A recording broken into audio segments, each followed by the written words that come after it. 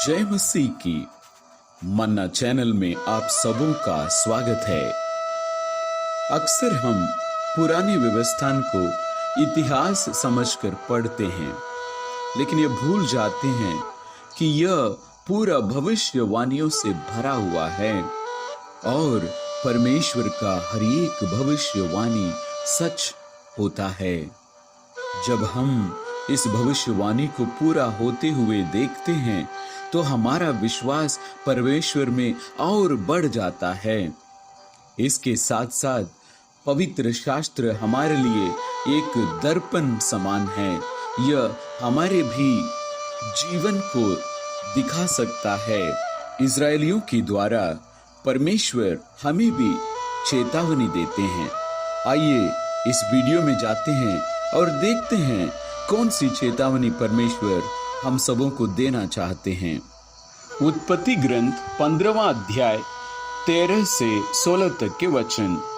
तब यहोवा ने अब्राम से कहा, यह निश्चय जान कि तेरे वंश पराए देश में परदेशी होकर रहेंगे और उस देश के लोगों के दास हो जाएंगे, और वे उनको 400 वर्ष तक दुख देंगे।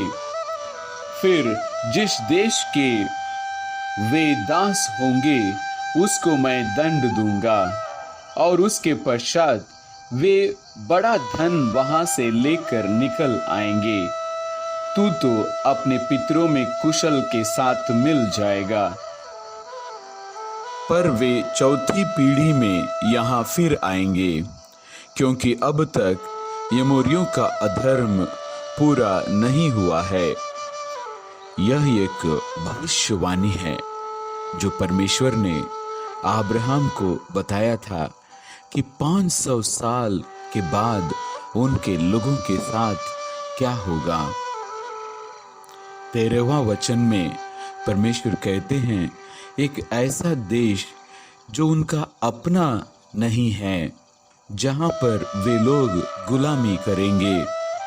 लेकिन यह नहीं बताया गया कि कौन सा देश है। लेकिन जब यह भविष्यवाणी पूरी होती है तो हमें पता चलता है यह मिस्र देश है। और हम देखते हैं, फिर जिस देश के वे दास होंगे उसको मैं दंड दूंगा। हमें पता चलता है कि जब मूसा जाकर इजरायलियों को छुड़ाने की कोशिश करते हैं, फिरौन का हृदय कठोर हो जाता है और परमेश्वर 10 महामारी भेजते हैं।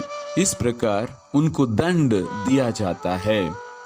और 14वां कलम में आगे हम देखते हैं, और उसके पश्चात वे बड़ा धन वहां से लेकर निकलेंगे। इजरायलियों से कहा गया था कि वे मिस्र वासियों से संपत्ति मांगे।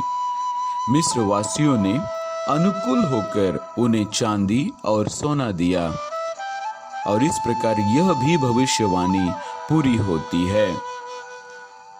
मूसा के 500 साल पहले अब्राहम रहते हैं, और जिस देश में वो रहते हैं वो कानान देश है।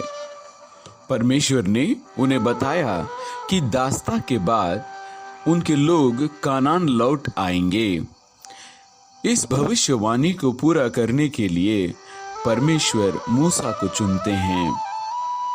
इस प्रकार मिस्र जाना, वहां एक विदेशी राजा के अधीन दास बनना, वहां से बाहर आना, यह सब संयोग से नहीं हुआ है। ये सब कुछ उसी भविष्यवाणी के अनुसार हुआ जो परमेश्वर ने अब्राहम को बताई थी। जब फिरौन राजा का हृदय कठोर हो गया, परमेश्वर ने 10 विपत्तियां भेजी। अंतिम विपत्ति थी पहलौठे पुत्र की मृत्यु। इजरायलियों को एक मेमना का वध करना था, और उसका लहू दरवाजों के किनारों और ऊपर के हिस्सों पर लगाना था। जब दूत उस लहू को देखेगा तो वह उस घर में प्रवेश नहीं करेगा,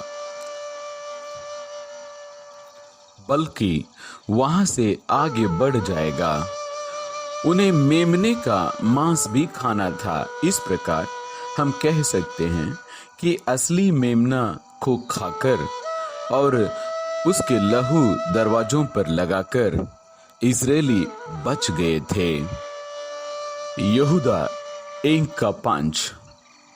यद्यपि तुम सब बात एक बार जान चुके हो, तो भी मैं तुम्हें इस बात की सुधि दिलाना चाहता हूं कि प्रभु ने एक कुल को मिस्र देश से छुड़ाने के बाद विश्वास न लाने वालों को नाश कर दिया। उस समय इजरायलियों के लिए परमेश्वर द्वारा नियुक्त अगुआ मूसा थे, लेकिन लोगों ने क्या किया? उन्होंने प्रतिदिन चमत्कार देखा। उन्होंने लाल सागर को 2 भाग में बंटते हुए देखा। रात में आग के खंबे और दिन में बादल के खंबे के रूप में परमेश्वर की सुरक्षा का अनुभव किया। 40 वर्षों तक उन्होंने हर दिन रेगिस्तान में मन्ना प्राप्त किया, सिवाय 7वें दिन के। इन सारे चमत्कारों को देखने के बावजूद उन्होंने सोने का बछड़ा की उपासना की, परमेश्वर पर शक किया और उसके खिलाफ शिकायत भी की। इसका परिणाम क्या हुआ पता है? परमेश्वर ने पहली पीढ़ी को नष्ट कर दिया। वे सब रेगिस्तान में मर गए, सिवाय यहोशू और कालेब के। सोचिए, जब याकूब अपने परिवार के साथ मिस्र में गया था, सिर्फ 70 लोग थे, और जब वे 400 साल बाद बाहर आ रहे थे, पुरुषों की संख्या 6 लाख से ज्यादा बताई जा रही है, और उसके साथ साथ महिलाएं और बच्चों की गिनती नहीं किया गया है, और इनमें से सिर्फ 2 ही बच गए थे। इब्रानियों 3 अध्याय 18 से 19 तक के वचन में देखते हैं, और उसने किन से शपथ खाई कि तुम मेरे विश्राम में प्रवेश करने ना पाओगे, केवल उनसे जिन्होंने आज्ञा ना मानी। इस प्रकार हम देखते हैं कि वे अविश्वास के कारण प्रवेश न कर सके। इससे पता चलता है वे प्रतिज्ञात देश में प्रवेश नहीं कर सके, क्योंकि उन्होंने परमेश्वर की अवज्ञा और अविश्वास किया। यह हमारे लिए भी चेतावनी है। परमेश्वर हमें किसी भी परिस्थिति से बाहर निकाल सकते हैं, लेकिन यदि हम उनके वचन की अवज्ञा और अविश्वास करते हैं, तो वो हमें नहीं बचा सकते। इसलिए जैसा पवित्र आत्मा कहता है, यदि आज तुम उसका शब्द सुनो, तो अपने मन को कठोर ना बना, जैसा कि क्रोध दिलाने के समय और परीक्षा के दिन जंगल में किया था। इब्रानी 3:7 और 8।